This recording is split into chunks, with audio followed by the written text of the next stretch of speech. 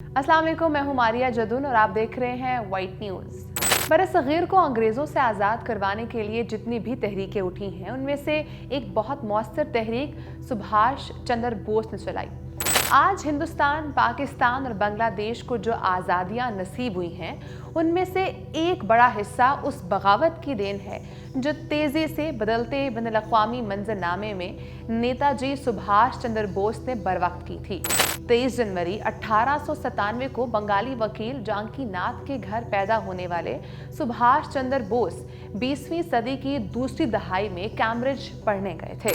वहां लाहौरी रहनुमा जनाब KL गाबा के साथ मिलकर उन्होंने हिंदुस्तानी तुलबा से होने वाली ज्यादतियों के खिलाफ आवाज उठाई। 25 दिसंबर 1940 को सुभाष चंद्र बोस बंगाल से निकलकर ज़ियाउद्दीन के खुफिया नाम के साथ छुपते छुपाते आधा हिंदुस्तान पार करके मौजूदा मगरबी पाकिस्तान के पंजाब और सूबा खैबर पख्तूनख्वा से होते हुए पहले काबुल पहुंचे और फिर वहां से बर्लिन में हिटलर से मुलाकात की और बरतानवी राज से लड़ने के लिए सिखों, मुसलमानों और हिंदुओं पर मुश्तमिल एक अलग फौज बनाने का मंसूबा बनाया। आज हिंदुस्तान की भारतीय जनता पार्टी का कहना है कि सुभाष चंद्र बोस उनके लीडर हैं, जबकि बीजेपी की ऊंची जात के ब्राह्मण ये तारीख भूल चुके हैं कि जब नेताजी सुभाष चंद्र बोस बरतानवी साम्राज्य के खिलाफ अलग फौज बनाने में मसरूफ थे, तब न्यू दिल्ली की राष्ट्रीय स्वयंसेवक संघ और उनके सियासी पैगंबर विनायक दामोदर सावरकर बरतानिया के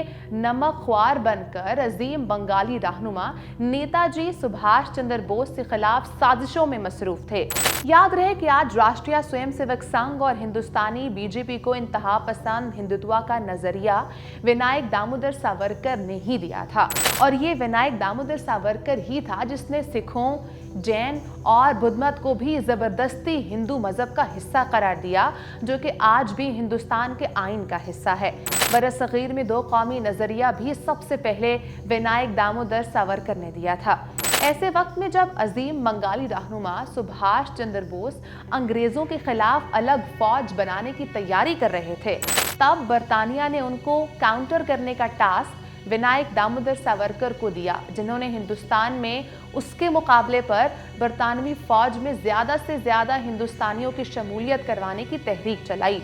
याद रहे कि इंडिया टुडे की एक रिपोर्ट के मुताबिक विनायक दामोदर सावरकर और गांधी के कातिल नथुराम गोडसे के माबैन जिनसी ताल्लुकात भी थे। बानी पाकिस्तान कायद-ए-आज़म मोहम्मद अली जिन्ना ने सुभाष चंद्र बोस से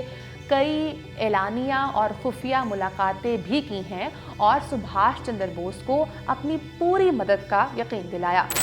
याद रहे कायद-ए-आज़म मोहम्मद अली जिन्ना भी उस दौरान मुस्लिम लीग नेशनल गार्ड्स नामी एक फौजी तंजीम बना चुके थे। मुस्लिम लीग नेशनल गार्ड्स को मशरकी बंगाल में मशहूर बंगाली रहनुमा हुसैन शहीद सोहरवर्दी कमांड कर रहे थे। याद रहे कि बंगाल में मुस्लिम लीग नेशनल गार्ड्स को इजराइल बाहनी के नाम से याद किया जाता है। सुभाष चंद्र बोस मुस्लिम लीग नेशनल गार्ड्स और अपनी बनाई हुई आज़ाद हिंद फौज के इत्तेहाद से बरतानवी साम्राज्य को हिंदुस्तान से निकाल बाहर फेंकना चाहते थे, मगर ऐसा ना हो सका। 1944 में तकरीबन 43 दिन की जंग के बाद 18 मार्च 1944 को हिंदुस्तान के सूबे आसाम के कई मकामात पर सुभाष चंद्र बोस की आज़ाद हिंद फौज का कब्जा हो गया, लेकिन 4 माह बाद आज़ाद हिंद फौज को भी पसपा होना पड़ा और उनके मफतूहा इलाकों पर दोबारा मकामी हिंदुस्तानी फौज का कब्जा हो गया। सुभाष बाबू अपने चंद साथियों के साथ फरार होने में कामयाब हो गए, मगर उनकी बदकिस्मती थी कि 18 अगस्त 1945 को जब वो जापान जा रहे थे